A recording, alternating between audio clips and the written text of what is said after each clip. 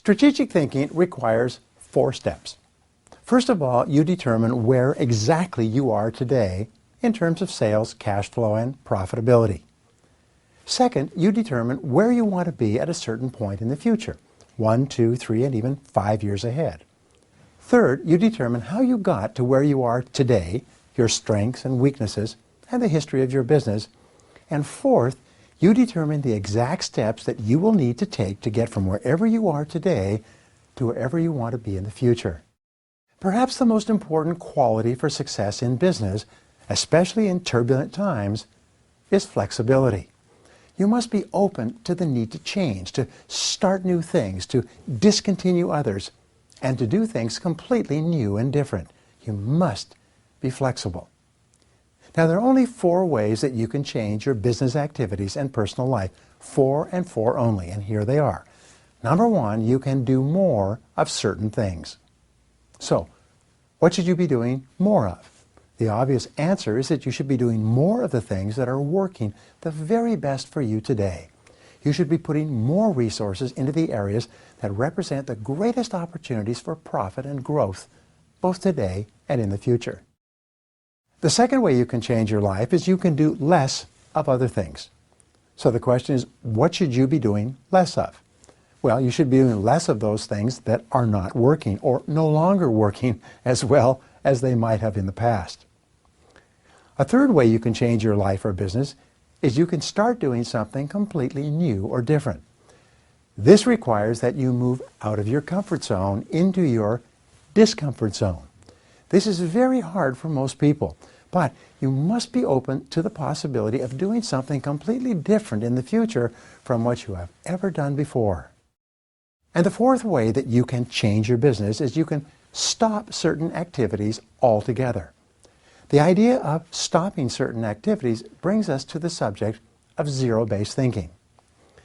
We say that in zero-based thinking you ask this question: is there anything that I am doing today that, knowing what I now know, I wouldn't get into again today if I had to do it over?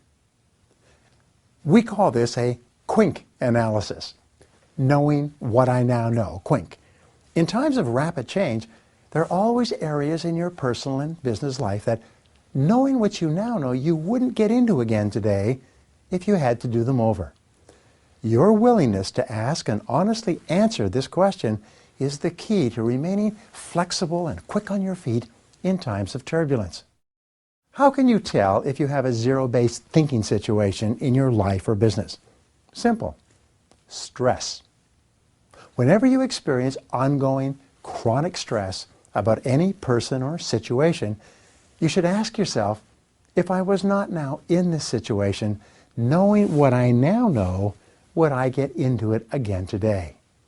This is a great question. Now here's another question for you. What percentage of the time do you think that you will turn out to be wrong? Well, the answer, according to the American Management Association, is about 70%. 70% of your decisions will turn out to be wrong in the fullness of time. It's amazing how many people will stay in a bad situation or continue with a bad course of action because of their unwillingness or inability to admit that they made a mistake or that they were wrong in the past. But remember this, when you made the decision, it was probably a good decision based on the situation at that time, but now the situation has changed. Now you have to evaluate your situation based on the current reality. There are several areas where you can apply the zero-based thinking process in your life and work. Number 1, are there any people in your life, personal or business, who, knowing what you now know, you wouldn't have gotten involved with again? If the answer is yes, your next question is, how do I get out and how fast? Fully 85% of your problems, stress, and unhappiness in life will be caused by other people. If the situation has not worked out, have the honesty and especially the courage to admit it. Remember, people don't change.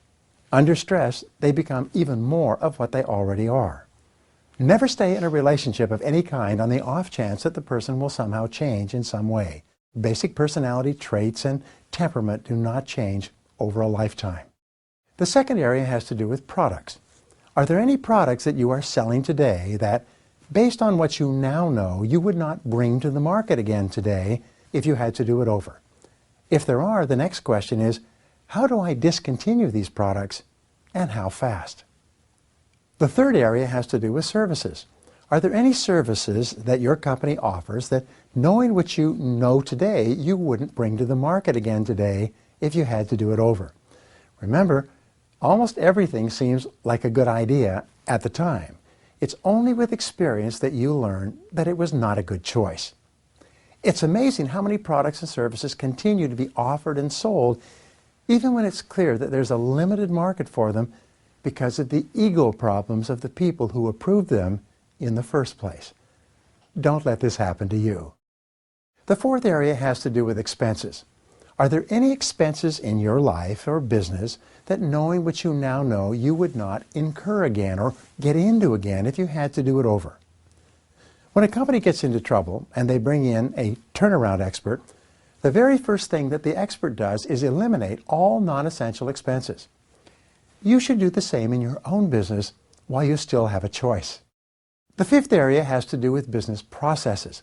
Are there any business processes or activities that, knowing what you now know, you wouldn't start up again today if you had to do it over? Businesses often engage in a variety of activities that seemed justifiable when the economy was booming, and then they continue those activities even after the economic situation has changed. You should put every decision in your business life on trial for its life on a regular basis. The sixth area has to do with investments. Are there any investments in your life or business that, knowing what you now know, you wouldn't get into again if you had to do them over? Now, the three main investments that you make are time, money, and emotion. Is there any financial investment that you have made that, knowing what you now know, you wouldn't get into again today? If your answer is yes, then the next question is, how do you get out and how fast? Are there any investments of time that you have made that, knowing what you now know, you wouldn't put that much time into that activity or project again? Are there any investments of emotion in a relationship or a career or something else that, knowing what you now know, you would not do over again? In accounting, there's an expression called a sunk cost. This is a cost that is gone forever. It can never be retrieved. Most of your investments of time, money, and emotion are sunk costs.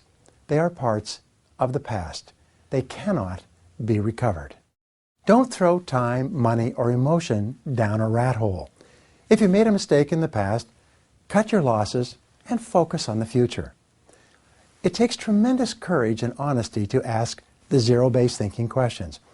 But once you decide to cut your losses and get out of a situation that you would not get into again today, you will only have one reaction. You'll say to yourself, why didn't I do this a long time ago?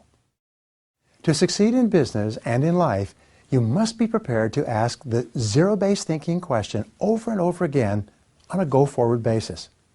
Is there anything in your life that, knowing what you now know, you wouldn't get into again today if you had to do it over?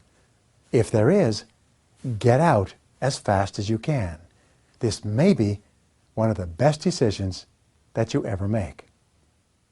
Now, here are some action exercises to put these ideas to work. Number one, list 4 ways that you can change your life and what you can do in each area. Number 2, list 3 qualities of a flexible, open-minded person. Number 3, list 3 people in your business or personal life who, knowing what you now know, you wouldn't get involved with again today. Number 4, list 3 products or services that your company is offering today that, knowing what you now know, you would not bring to the market. Number 5, list 3 expenses in your personal or business life that you would not start up again today if you had to do it over.